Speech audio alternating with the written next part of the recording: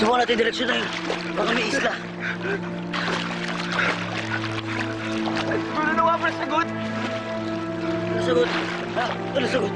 Ano na sagot? Sabihin mo sa akin, papagalitan ako! Ano sagot? Tol, sabihin mo sa akin, sagot! Ano sagot? Tol, ano sagot?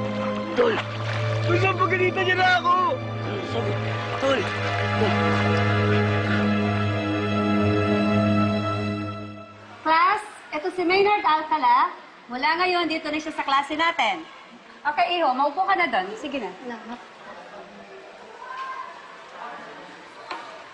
Okay, class. Buksan ang inyong mga aklat sa pahina 81. Raymond, pwede mo bang sabihin sa akin kung anong ginawa ng unggoy bilang parusa sa pagong?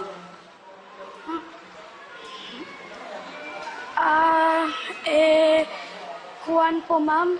Anong kwan-kwan, Mr. Raymond Villena? Anong sagot?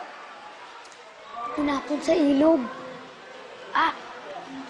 Ma'am, itinapon po sa ilog. Very good. Sinasabi sa kwento na tuso at matalino man ang unggoy, Salamat, pero sa ha. pagkakataong May ito, problema na yun, isa Tol. naman siya ng pagong.